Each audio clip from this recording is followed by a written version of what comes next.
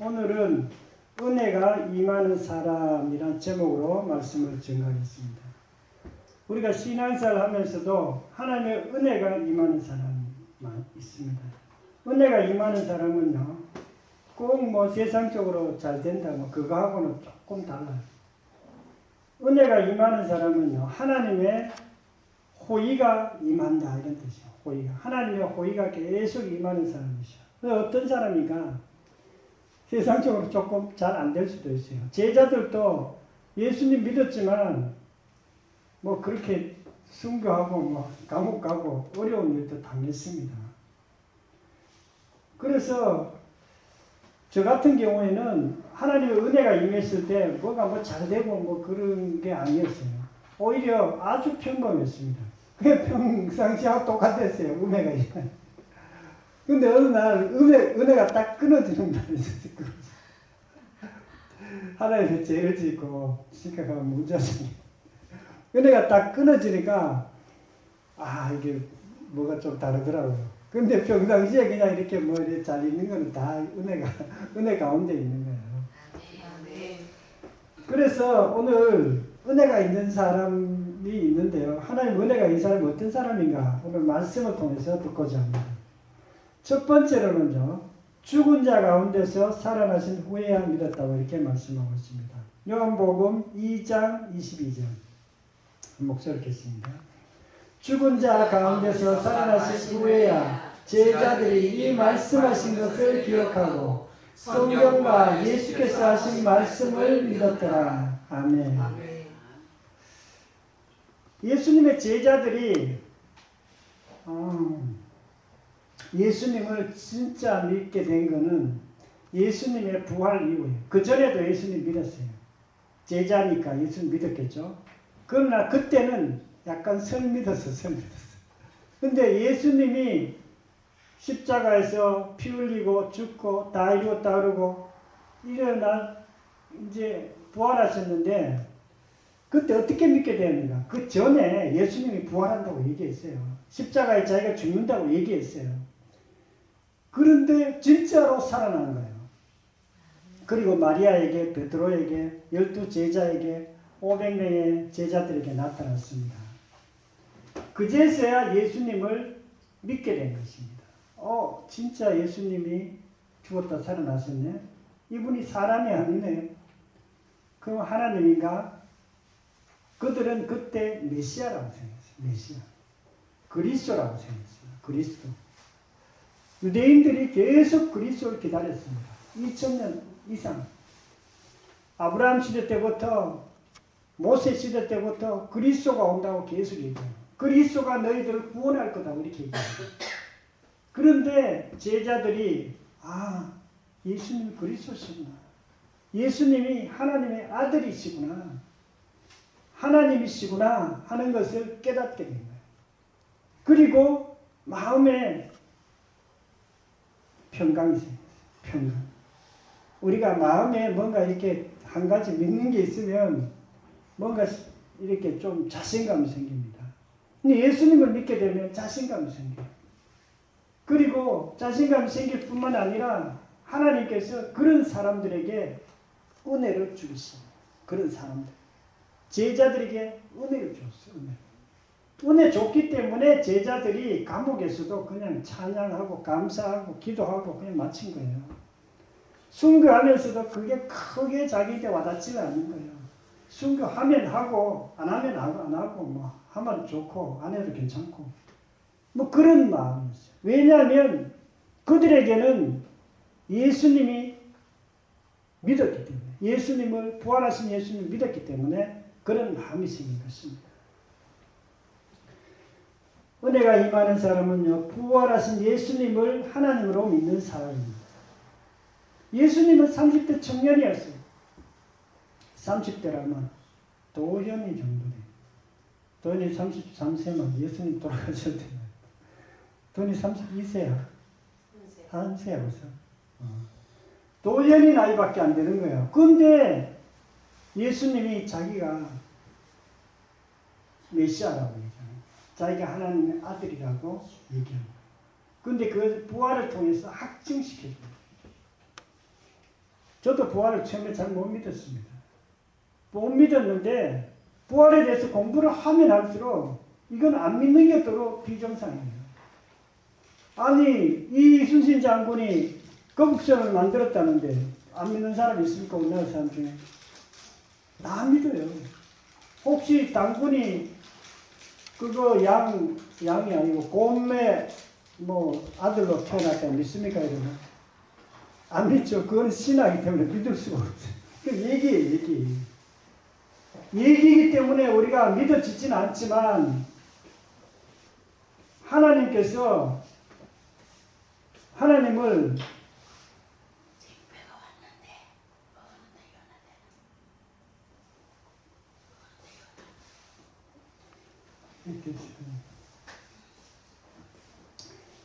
예수님께서 부활하신 다음에 제자들이 예수님을 믿었습니다. 우리가 하나님께서 하나님을 믿고 예수님을 믿게 되면 어떤 현상이 일어나냐? 마음의 평강이 생깁니다. 마음의 자신감이 생깁니다. 그리고 그 평안이 삶 가운데 이렇게 전달됩니다. 실제로 그 삶이 우리 현실이 되는 것을 우리가 경험할 수 있습니다. 그래서 예수 믿는다는 것은 내적 평안이 일어나는 것입니다. 두려움에서 평안으로, 믿음으로, 그리고 환경이 변화되는 것입니다. 저는 부활하신 예수님을 믿고 난 다음에, 확실하게 믿고 난 다음에 예수님을 정확하게 믿을 수 있어요. 그전에도 예수님 믿기를 믿었어요. 약간 설 믿었어요. 믿었는데 정확하게 믿게 되니까 삶의 모든 기준이 뚜렷해졌어요. 예수님 중심으로 딱 모든 게 이루어졌어요. 또 이제 기록장을 쓰는데 그때도 꼭 부활하신 예수님 안에서 기록한다. 부활의 주 안에서 기록한다. 이렇게 해요. 세상 사람들은 그렇게 안 합니다. 그냥 자기 생각대로 기록해요. 하루 종일. 그러나 저는 예수님 안에서 딱 기록하게 되어 있더라고요. 부활하신 예수님을 하나님으로 믿고 은혜가 임하기를 축원합니다. 두 번째는 살아난 후에 성경을 믿었다고 이렇게 말씀하고 있습니다. 요한복음 2장 22절 한 목소리 읽겠습니다. 시작. 죽은 자 가운데서 살아나신 후에야 제자들이 이 말씀하신 것을 기억하고 성경과 예수께서 하신 말씀을 믿었더라. 아멘. 제자들이 성경을 믿었대요.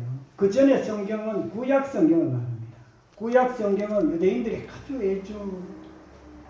애착을 갖고 믿었어요.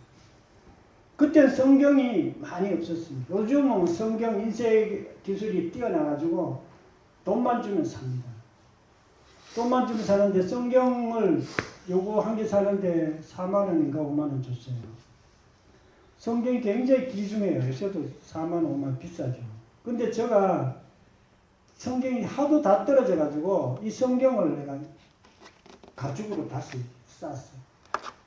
가죽으로 싸는데 8만 원인가 제 성경책보다 더 비싸. 성경은 5만 원 하는데 성경 가죽 그거 새로 만드는 게 8만 원 됐어요. 왜 그 8만 원짜리로 껍데기를 새로 했느냐? 그 껍데기가 중요한 게 아니라 이 속에 제가 은혜 받은 내용을 줄로 긋고 기록해놨어요. 이렇게 뭐라고 다 기록해놨어요. 그래가지고 그걸 새로 이제 껍데기가 너무 너덜너덜하니까 일어나요. 그래가지고 이제 가죽으로 하면 절대 안 일어납니다. 이제 비누로 하는 건 자꾸 일어나더라고요. 왜 성경을 귀중하게 여깁니까? 성경은요 하나님 말씀이기 때문에 그렇습니다. 하나님 말씀은 그냥 일반 책하고 좀 달라요. 우리가 뭐 일반 책하고 이렇게 성경책하고 읽어보면 성경은 뭐 그렇게 더 막 놀라운 말씀이 써놨고 더 막 깨달음이 탁월하고 더 깊이가 있고 뭐 그렇지는 않아요.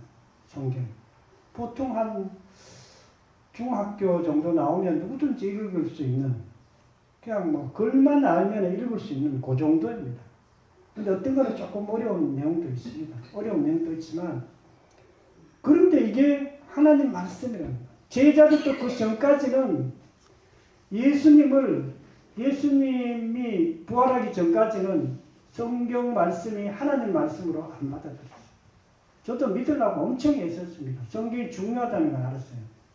근데 내가 읽어보니까 성경이 크게 이렇게 위대한 글 같지는 않더라고요. 세상에 똑똑한 사람들, 철학자들, 문학가들이 쓰는 책들은 진짜 재밌는 책들이 많아요. 또 깊이가 있는 책이 많아요. 그 책이 좋아 보이더라고요.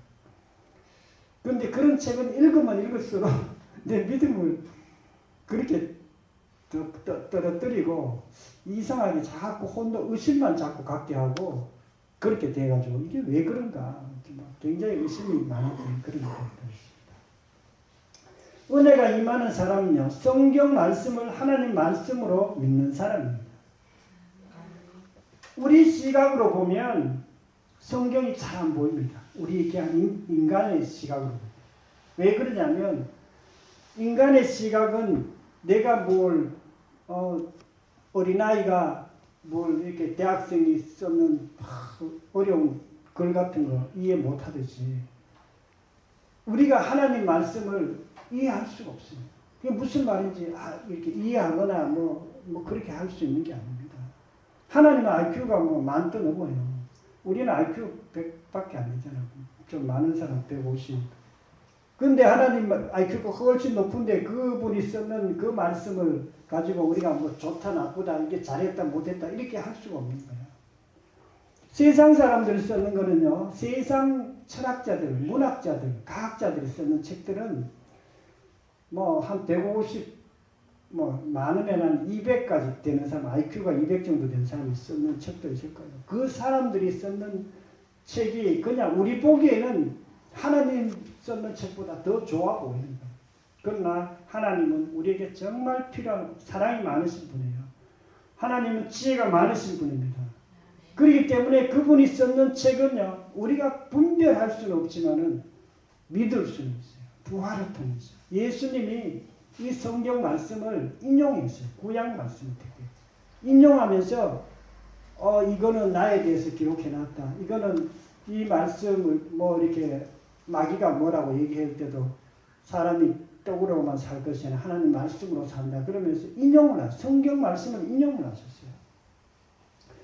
하나님이신 예수님이 인용했다는 말은 이 성경이 진짜 중요하고 하나님 말씀이기 때문에 예수님이 하나님인데 하나님 말씀, 성경 말씀을 이렇게 했단 말은 성경을 굉장히 권위 있게 생각했다는 그런 뜻입니다. 고린도후서 1장 20절에 하나님의 약속은 얼마든지 그리스도 안에서 이해가 되니 그런즉 그로 말미암아 아멘하여 하나님께 영광을 돌리게 되느니라. 하나님의 약속, 구약 성경은 그리스도 안에서 모두 아멘이 된다. 이해가 된다. 그리스도 안에서 모든 것이 이렇게 해석이 된다는 그런 뜻입니다. 우리 구약 성경에 어려운 내용들 많습니다. 제사에 대해서 해놓고 또 이렇게 하라 저렇게 하라고 많은 글을 써놨지만 이 글을 진짜로 알려면 예수님의 십자가와 부활의 관점에서 봐야 그게 다 보이게 돼요. 해석하게 되어 있어요. 그리스도 안에서 아멘이 된다는 거예요.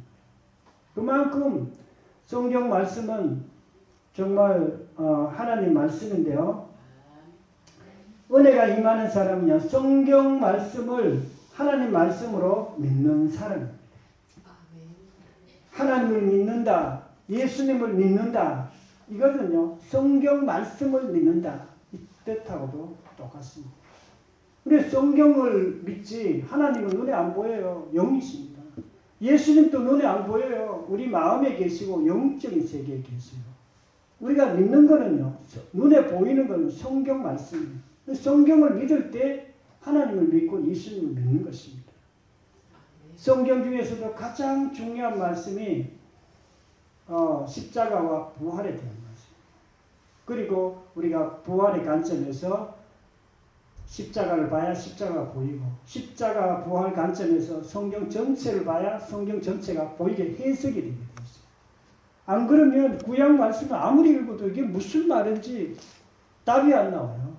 그러나 우리가 하나님 말씀을 통해서 이렇게 보면 성경이 다 보이고 이 말씀이 우리의 하나님의 말씀이기 때문에 진리입니다. 진리. 저는 가끔씩 가다가 신기한 책에 빠질 때가 있어요. 어떤 유튜브 보고도 빠질 때가 있어요. 이게 너무 좋은 글이다, 좋은 내용이다 싶어가지고 막 기록하고 막 이렇게 한참 해요. 그래 한참 보다가 다시 성경의 관점에서 그걸 다시 봅니다. 그러면 이게 쭉 해석이 돼요. 해석. 성경의 관점에서 이 좋은 글들을 보면 해석이 돼요. 그런데 전에는 이 철학적 내용, 칸트가 썼던 노자가 썼고 장자가 썼던 공자가 썼던 그런 책들이 너무 나는 깊이 있다고 생각해요. 지금 보니까 진짜 진리는 예수 그리스도시고 성경 말씀이 진리입니다. 그래서 그 안에서 해석하고 그렇게 합니다. 저는 5년 전에 부업을 해야겠다고 그렇게 생각을 해요. 부업. 제가 본업은 뭐냐? 목회예요. 목회. 근데 부업이 뭐냐? 부업은 이제 목회하는 것보다 다른 또 일을 해가 돈 버는 거예요. 이걸 해도 되나 안 해야 되나? 이거 어떻게 알아요? 성경을 보니까 성경의 사도 바울이 부업을 했더라고요. 복음을 전가하면서 가끔씩 밤마다 텐트를 만들었어요. 텐트 메이커였어요. 그리고 그걸로 생활하고 그렇게 했습니다. 그래가지고 하나님이 부업을 해도 되는구나 이런 생각하고 또 기도도 했어요. 하나님, 제가 본업은 목회인데 이 부업을 해도 되겠습니까? 목사가 이게 뭐 부업을 아마 우리 사실 총회에서는 그 전까지 반대를 했어요. 안 돼, 불법입니다. 불법. 그런데 총회에서 코로나가 생기면서 목사도 부업해도 된다고 이렇게 공식적으로 이렇게 인정을 했어요. 그래가지고 이제 제가 이제 부업을 이렇게 하게 됐는데요. 지금도 부업하고 있습니다. 그러나 이런 것들, 자기가 해야 되는지 말아야 되는지 이런 것들도 하나님께서 성경을 통해서 우리가 알 수 있습니다. 성경 말씀을 하나님 말씀으로 믿고 은혜가 임하기를 축원합니다. 아멘. 세 번째로는요. 모든 생각을 그리스도에게 복종케 한다 이렇게 말씀하고 있습니다. 고린도후서 10장 4절 5절 한 목절 읽겠습니다. 시작. 우리의 싸우는 무기는 육신에 속한 것이 아니요 오직 어떤 짐도 무너뜨리는 하나님의 능력이라. 모든 이론을 무너뜨리며 하나님을 아는 것에 대적하여 높아진 것을 다 무너뜨리고 모든 생각을 사로잡아 그리스도에게 복종하게 하니. 우리가 싸우는 무기, 그리스도인은 싸우는 무기가 있어야 돼요. 우리가 이 땅에서 세상과 싸웁니다. 마귀하고 싸우고 세상과도 싸우고 죄하고도 싸우고 무기가 있어야 싸우죠. 전쟁에서 무기가 뭐죠? 로마 군인들은 무기가 칼이었습니다. 칼 갖고 싸워야 돼요. 우리도 칼이 있어야 됩니다. 칼이 성경 말씀이라는 거예요. 칼이 없으면 공격을 못해요. 그래서 우리가 성경을 꼭 읽어야 됩니다. 마귀인데 이기기 위해서, 세상과 싸워서 이기기 위해서, 또 내 자신의 어떤 육신의 죄와 싸워 이기기 위해서는 반드시 칼이 있어야 됩니다. 칼. 그래서 칼을 항상 갈아야 돼요. 칼을 이렇게 칼날 이렇게 갈아야 돼요. 이게 뭐냐? 레마의 말씀을 날마다 자기가 이렇게 받아야 됩니다. 하나님 말씀을. 저도 성경 말씀을 읽고 꼭 기록합니다. 내게 깨달은 말씀이 있으면, 그게 레마의 말씀입니다. 깨달은 말씀이 있으면 제가 이렇게 기록합니다. 왜냐하면 칼을 갈기 위해서. 칼을 이렇게 갈아야 이렇게 찌르면 잘 찌르져요. 마귀가, 어떤 사람들은 마귀가 있는데도 마귀가 있는지 없는지 잘 모르는 사람이 있어요. 마귀가 자기인데 계속 생각을 통해서 공격하는데도 이 공격하는지 안 하는지 잘 모르는 사람이 있어요.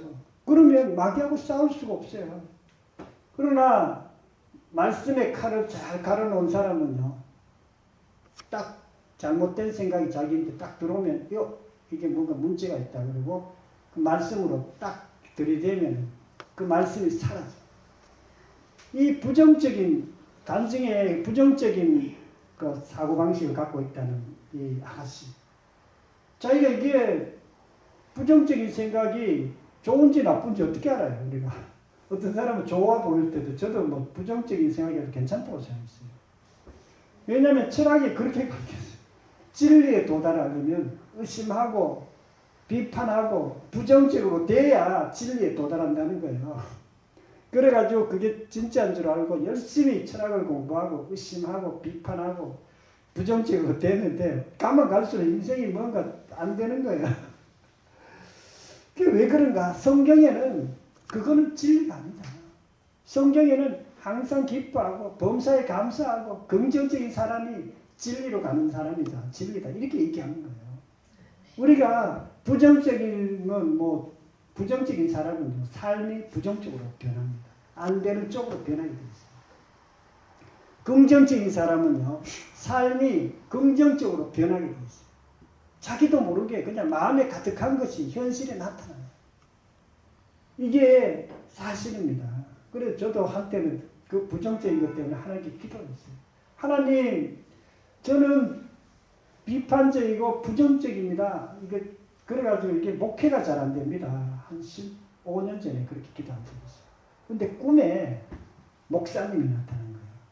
내가 알지 못하는 목사. 아주 우리나라에서 큰 목사님이 나타나가 내보고 이렇게 하는 거예요. 너는 성격이 네가 뭐가 쓰려고 이제 뭐 받아 쓰려고 막 하니까 성격이 적극적이다. 이렇게 얘기하는 거예요. 적극적이란 말은 긍정적이고 약간 공격적이란 말인데 부정적이란 말하고 달라요. 나는 그래야 그 다음부터 마음을 바꿨죠. 내가 부정적인 사람이 아니라 적극적인 사람이구나. 그리고 실제로 말도 좀 될 수 있으면 적극적으로 하고 긍정적으로 하고 그런 걸로 바뀐 적이 있습니다. 우리가 하나님 말씀 앞에서 우리가 굴복된 사람이 있습니다. 가치관이 완전히 바뀝니다. 우리가 가치관이 안 바뀌면 인생이 안 바뀝니다. 아무리 자기가 노력한다고 될 것 같지만 노력해도 자꾸 다람쥐가 쳇바퀴 돌듯이 원위치. 1년이 지났는데도 원위치. 10년이 지났는데 원위치. 왜 그러냐면 사고가 안 변했기 때문에. 사고가 변해야 됩니다. 하나님 말씀 앞에서 그리고 예수 그리스도의 말씀 앞에서 굴복되어야만 그때부터 사고가 바뀌고 인생이 바뀌고 삶이 바뀌게 되어 있습니다. 은혜가 임하는 사람은요, 그리스도에게 복종된 생각을 가진 사람입니다. 우리 자녀들 가운데 보면 엄마 아버지가 착한데 엄마 아버지 말 안 듣는 사람이 있습니다. 어떤 사람은 엄마 아버지 말 잘 듣는 자녀도 있습니다. 저는 엄마 아버지 말 조금 잘 안 들었어요. 우리 아버지가 좀 무섭기도 하고 우리 엄마는 너무 착하고 이래가지고 말을 잘 안 들었어요. 그런데 이제 교회 가니까 우리 사모님이 목사님 사모님이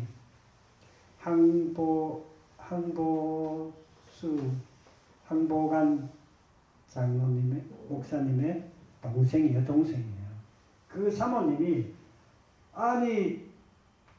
부모님에게 효도해야 된다는 거예요. 나는 효도 한 번도 생각도 안 했는데 나는 그래가지고 효도해야 된다 그래가지고 우리 아버지가 조금 무섭고 막 화도 좀 내고 이러시지만 효도해야 된다고 사모님이 얘기했기 때문에 조금 바꿨어요. 생각을 바꿨습니다. 근데 성경에도 보니까 그렇게 써놓은 거예요.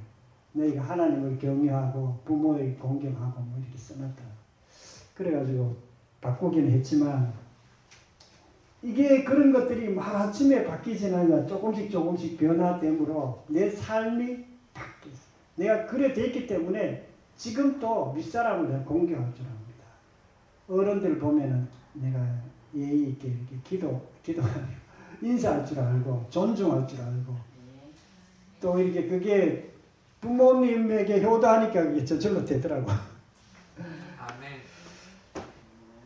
제가 설비를 가르치는 사람 중에서요, 오랫동안 열심히 가르쳐주는 사람이 있고요, 조금 가르치다 많은 사람이 있어요.